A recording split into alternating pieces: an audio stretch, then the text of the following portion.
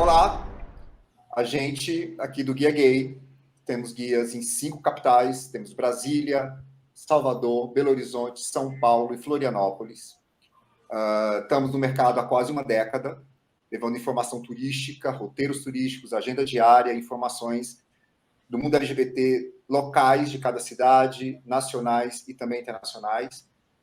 E devido à importância das eleições, qualquer eleição é importante. Não existe essa eleição é definitiva, toda eleição é definitiva, toda eleição é importante.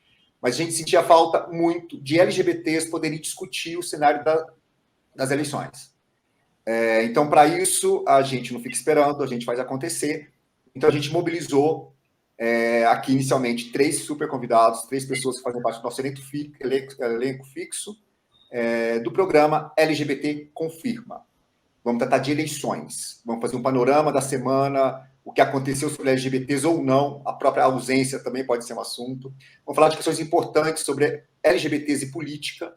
Queremos falar menos sobre ativismo e mais sobre voto, mais sobre eleições, partidos políticos, esquerda, direita, centro, para onde está caminhando, qual a possibilidade de chegarmos ao poder, se é que é necessário LGBTs estar no poder, vamos discutir isso também.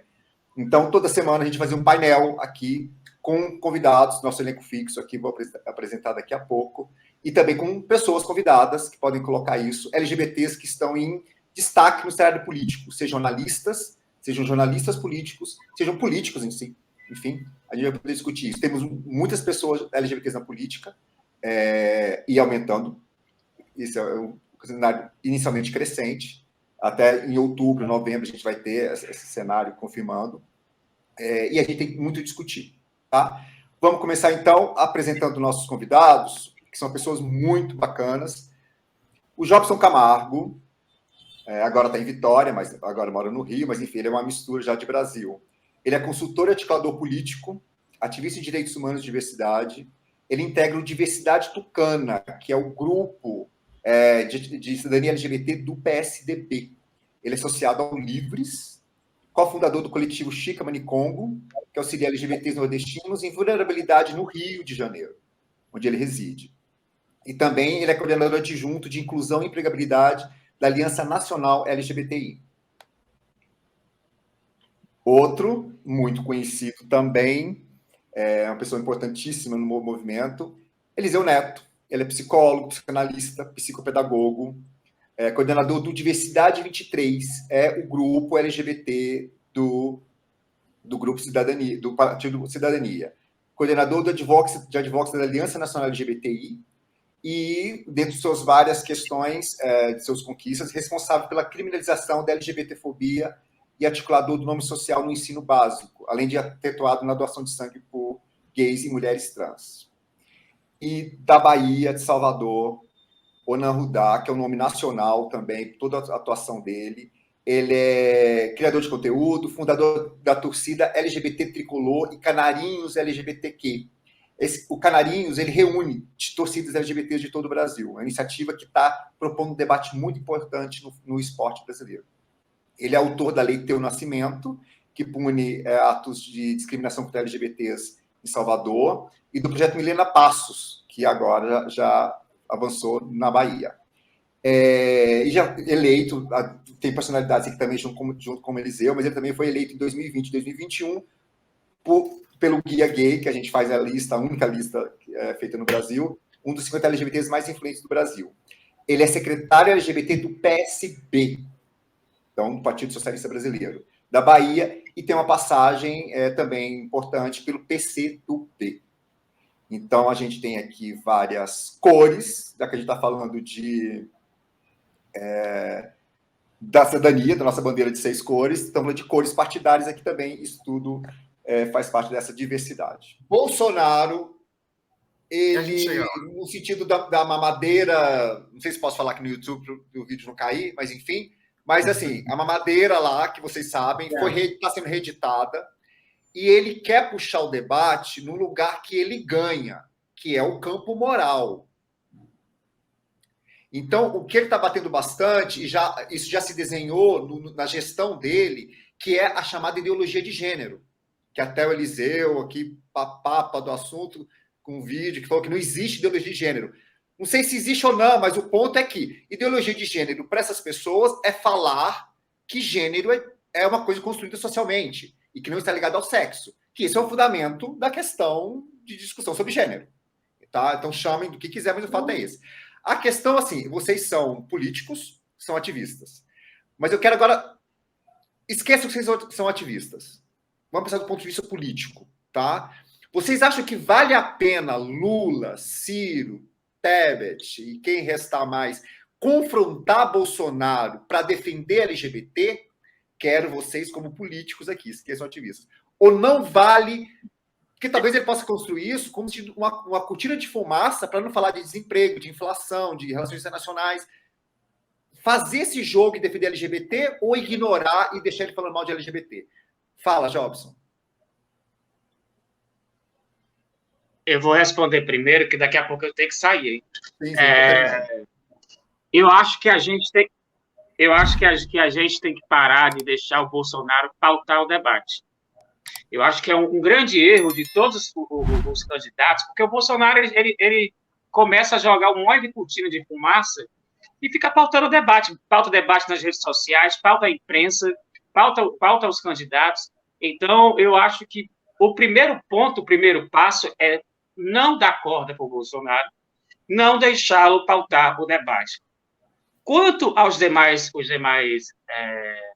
candidatos, se posicionarem ou não sobre a questão LGBT, tem que se entender que o Brasil é um país grande, plural, diverso, e é um país que tem LGBT, como você falou, que é o segundo país no mundo com mais direitos conquistados para a população LGBT. Eu acho, sim, que os candidatos devem se posicionar quando for o momento, né?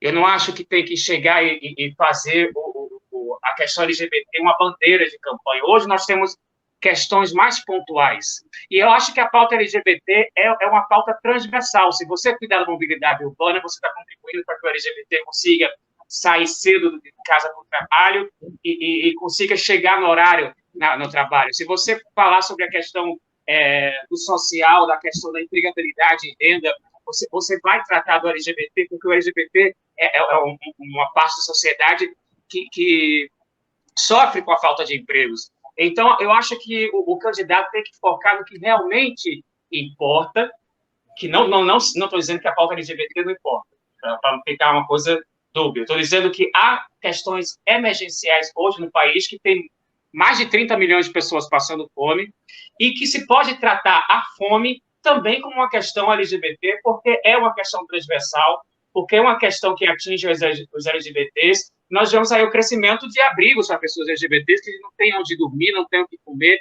enfim. Então, a gente tem que tratar essa questão da pauta LGBT com uma pauta transversal que abrange todas essas questões aí. Eliseu, consultor, um candidato a presidente vai te perguntar, e você está lá na diretoria de cidadania, que está com a Tebet, e agora com a Mara Gabrilli.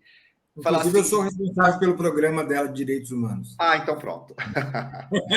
E o senhor vai falar para ela, confronta, deixa o tema moral que o Bolsonaro tanto deseja entrar em pauta ou ignora e deixa a questão LGBT um pouco de lado?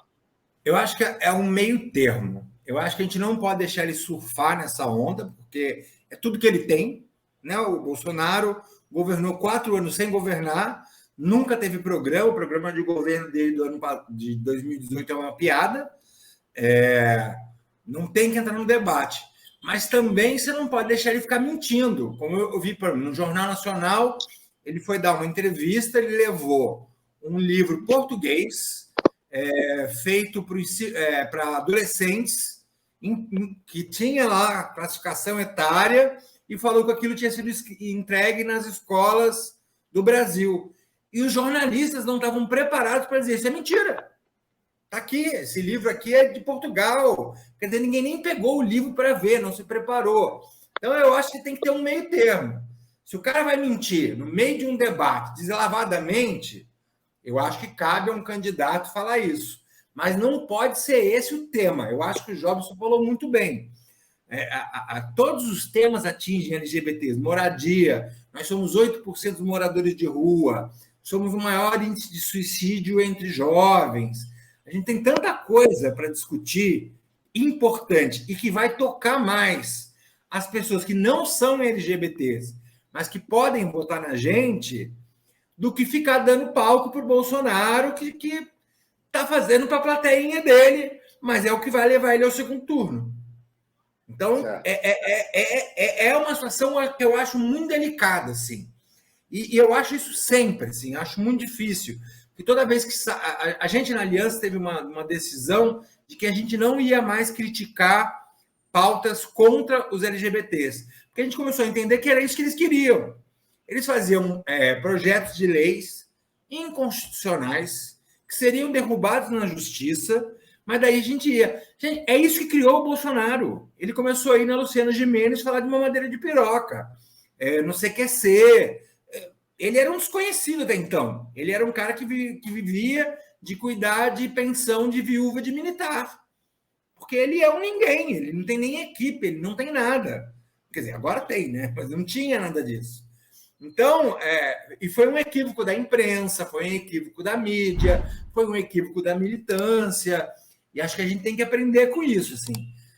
A pauta moral é onde ele gosta de surfar, porque é onde ele tem a base fiel dele. Uma base, o Brasil tem um Brasil profundo, homofóbico, racista, machista, e que adora ver um cara falar isso lá. Falar que 2 barbudos não podem se beijar, ou que alguém é gay porque não apanhou o suficiente. E tem uma outra parcela de mães e de mulheres que falam: bom, eu não quero que a escola transforme meu filho em LGBT porque ele vai sofrer.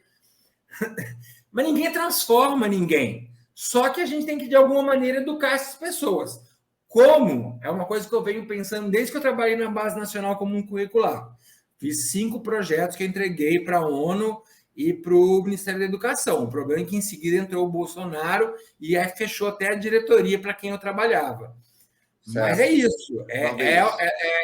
Esse meio termo é que é difícil. Como é que a gente educa a população sem dar plataforma para o Bolsonaro?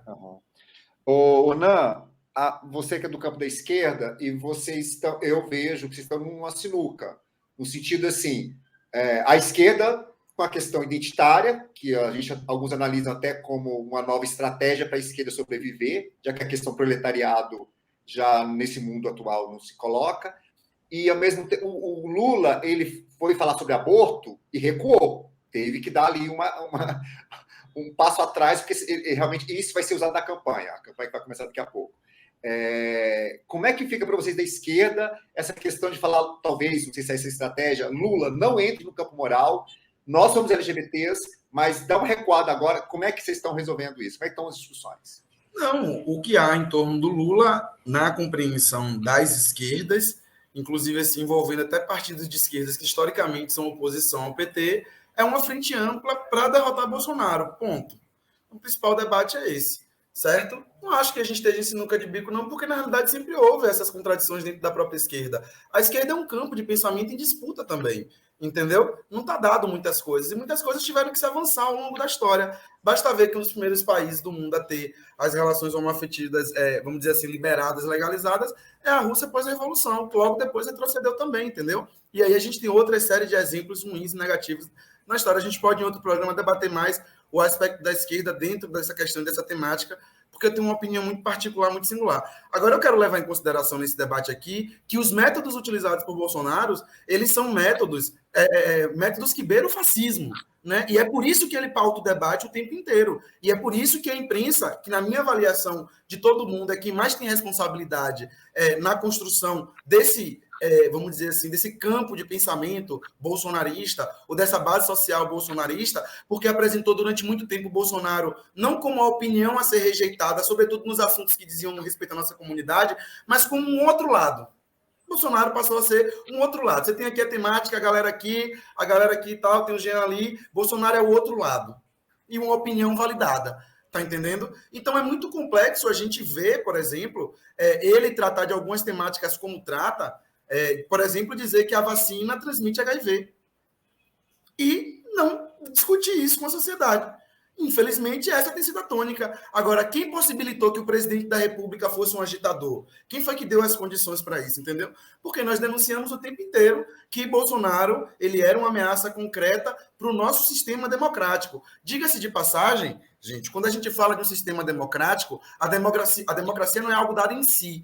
A democracia é um regime de conquistas. Inclusive, avançar a própria democracia é um regime de conquistas. Quando alguém diz assim, ó, é democrático, quem tem mais vota, e tá tudo bem, e esquece que a gente não teve um momento na história de equiparar as disputas para ver se outros setores da comunidade, da sociedade brasileira também chegavam nos espaços de poder, que isso aconteceu a partir de um momento muito particular, que foi a eleição de um presidente do povo, né, contra, inclusive, as elites, chegando na véspera da eleição, tendo que fazer uma carta, né, para acomodar os corações, que foi a Carta aos Brasileiros. A gente vai levar em consideração que a nossa própria democracia ainda está em construção. E Bolsonaro é uma ameaça. Olha, só uma parte na sua fala. Essa questão aí de, não, é porque tem mais votos. Não é isso. O eleitorado feminino representa 51%, 52% da população, né? Quer dizer, a população feminina é 52% do eleitorado, só que as mulheres não têm condições dentro do partido para disputar de igual para igual com os homens. Olha, quantas mulheres têm? Não é uma estrutura partidária que define, gente. Vamos lá. É o que eu falei para vocês aqui. Não é porque tem mais votos. Se chegar aqui um apadrinhado de alguém, entendeu? Ele vai ter toda a estrutura e toda a garantia ali, geralmente, em alguns vai surgir um prefeito para ajudar. Um neto, vai surgir todo mundo para ajudar, entendeu? Sim. Aqui na Bahia, para eleger o atual candidato a governador ACM Neto, o então senador da República, Antônio Carlos Magalhães, jogou a risco a cabeça de mais de uma dezena de suas lideranças pelo interior, para fazer ACM Neto deputado votado com mais de 400 mil votos, certo? Ele dominava o partido e tudo mais, ele podia fazer isso. A ACM Neto agora, no seu processo de renovação, também tratou de quem seriam as pessoas empoderadas. Por que a gente nunca faz parte dessa conta? Por que a gente nunca faz parte dessa conta? Essa é a grande questão. Nem somos convidados. Como é que são feitas as decisões partidárias, gente? Pelo amor de Deus. Todos os partidos, as democracias partidárias são problemas seríssimos. E aí a gente fica sabendo do segredo de polichinelo, das brigas que acontecem nas convenções Brasil afora. Vira e mexe, está rolando alguma por aí. Briga de sair na mão mesmo. Porque a gente está falando de poder. Essencialmente de poder. Botem isso na mente. A gente está falando da possibilidade real de incidir na vida das pessoas, de mudar o rumo da história. E tem gente que está cocorada em cima disso, fazendo disso um negócio familiar, um negócio profissional há décadas. Há décadas. Em todos os partidos, gente. Entendeu? Então, nós, da base da sociedade, da base popular, precisamos cobrar dos políticos, sim, que eles se posicionem em torno da nossa temática. Eu estou dizendo que Lula tem que todo dia ficar com o movimento LGBT para cima e para baixo? Não. Mas eu estou dizendo que não existe contradição em tratar da fome e, nessa tratativa da fome, fazer o recorte. Certo? Eu estou dizendo que não existe contradição em falar em Minha Casa Minha Vida e nessa Minha Casa Minha Vida fazer um recorte. Essa comunidade aqui é uma comunidade vulnerável. Vamos garantir também aqui a presença dela. Eu estou dizendo para vocês que esse antagonismo de pauta da nossa demanda com as demandas sociais que estão postas, ele não existe. Ele só é criado como imbróglio mesmo, entendeu? Ele só é criado como interdição para o debate, para a gente avançar civilizatoriamente para uma sociedade do século XXI. Desculpa te interromper. Ok. Os partidos rapidinho, Eliseu, voto. Eu fui coordenador de campanha da Marina em 2014. Eu me lembro quando deu aquela confusão, que ela falou de união civil, não falou de casamento, inclusive depois ela falou de casamento, tanto que eu enchi o saco dela. E eu tive várias brigas dentro do PSB, né? Era PSB e PPS. Ele disse assim, Eliseu, o voto de esquerda a gente já perdeu, porque o Jean, naquela época, foi um canalha, né? Colocou o vídeo da Marina na igreja. Tanto que tem a história, o Malafaia primeiro critica a mudança, você união civil e casamento é a mesma coisa, você não mudou nada. Aí depois ele tem um Twitter que eu tenho salvo até hoje. Se os gays não gostam, eu gosto. E aí ele começa a dizer que a Marina obedeceu ele. Marina inimiga antiga dele. O Jobson sabe do que eu estou falando. E todo mundo caiu nessa esparrela. Qual foi a percepção do PSB? Bem, o voto da esquerda a gente já perdeu. Vamos manter o voto evangélico. Então é um cálculo muito pragmático que os partidos ainda fazem. De entender, aqui é um risco. A gente não sabe onde vai dar. Enquanto o outro voto populista, o voto que fala de emprego, de não sei o quê, de pautas mais seguras, de que todo mundo, de segurança, por exemplo, que virou uma questão, aquelas 10 medidas que eram surreais, que eram antidemocráticas, enfim, mas que caíam no gosto do povo. E aí a gente criou o caminho do Bolsonaro, com o lavajatismo, com o antipetismo, que não foi à toa. Bolsonaro é um fenômeno que a gente tem que avaliar por várias frentes, porque envolve, sim, inclusive, a mudança social do uso das redes como uma ferramenta política de comunicação. Mas, Ona, você está falando aí do Bolsonaro, ele tem vários pais e várias mães. Inclusive, como Eliseu falou, nós, LGBTs, também somos desses pais e mães do Bolsonaro. Eu discordo disso. Não, ele fez a pauta LGBT e a gente ia lá e confrontava. Eu discordo disso. Eu já falei para vocês aqui, o método é fascista. Não tem como a gente ver determinadas coisas serem ditas. Por exemplo, um deputado federal diz em cadeia nacional que o pai dá uma porrada no filho que ele deixa de desmunhecar. Isso tem consequência direta na vida de um monte de criança que pode, eventualmente, representar algum tipo de feminilidade. Eu nem estou falando se é LGBT ou se não é. Entendeu? A gente precisa tratar disso. Independente, mas ele coloca a gente numa sinuca. Isso não é cair. Isso não é cair. Ele pauta o debate porque ele usa métodos fascistas, entendeu? Que choca a própria sociedade em si. Que nesse momento choca os próprios militares. Cá entre nós, entendeu? Nesse momento histórico, hoje eu estou falando dia 3 de agosto, ali na frente pode mudar, mas a gente tem notícias aí de bastidores de vários militares chocados com mudança de cortejo, de lugar, da Presidente Vargas para Copacabana e por aí vai, certo? Mas o que eu estou dizendo para vocês é o seguinte, eu não acho que a gente tenha o recorte que a gente tem na política brasileira hoje, historicamente ocupado pelas mesmas pessoas, né? Inclusive dentro da esquerda tendo uma resistência de setores médios que historicamente ocupam as direções dos partidos, de abrirem essas direções. Tem gente, Welton, que está nos partidos acocorado na direção desde que se fundou esse partido. O cara não abre espaço para ninguém ocupar. Mas a questão que fica, temos que encerrar, até o Jobs não teve que sair. Sim. Mas, assim, bom, eu desejei sorte para vocês lá no meio do programa e vou encerrar, o Jobson chegando. Estamos encerrando, Jobson. E eu desejo muita sorte para vocês que estão em partidos, porque o Eliseu coloca, e vocês sabem, partidos são pragmáticos. Exatamente. Ganhou, ganha. O filho vem, tem força eleitoral, o povo vota, então toma aqui, né? Eu aponto o tempo do cálculo de dinheiro, repartição, investimento em candidatura e até de pautas. Por exemplo, essa revelação que eu não sabia, que era a campanha da Marina chegar num ponto e falar: perdemos o voto da esquerda, então vamos pesar a mão para esse lado aqui. Então, assim, boa sorte na questão do pragmatismo, que é poder, e quem tem mais chance de chegar a ele, que é baseado no que eles olham no eleitorado. É porque, às vezes, eu estou questionando bastante, é diferente uma equação justa, bonita, interessante, e tira o eleitorado da equação, como se fosse apenas cordeirinhos. Bom, não vamos discutir isso. Já foi colocado. Vamos encerrar. Brigadinho. Eram 3 temas, viraram 2, porque é muita coisa, mas a gente vai voltar semana que vem, vamos ver como é que configura.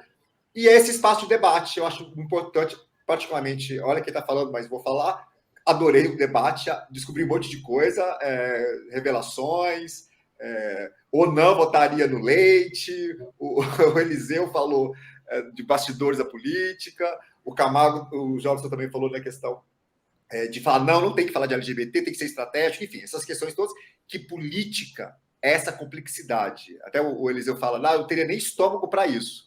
É o principal filtro de quem entra e quem não entra na política, e quem entrar vai ter que saber que vai se lambuzar desse debate todo. Né? E LGBTs, vamos encerrar no sentido que vai ficar para o pessoal que assiste, discutir, que é importante, um dos nossos temas, é importante a representatividade, mas, ao mesmo tempo, não é só porque ele é LGBT. Se essa equação para vocês faz sentido, ok. Se não é hipócrita, contraditório, se ela é coerente. E outro ponto é que temos o apoio de defender LGBTs, mas, às vezes, temos que até recuar, como a gente colocou no debate com o Bolsonaro, para que a gente não vire bandeira e mais um palco para ele poder subir. Brigadíssimo, Eliseu, Jobson, Nan, e vamos discutir LGBT Confirma. Até a próxima.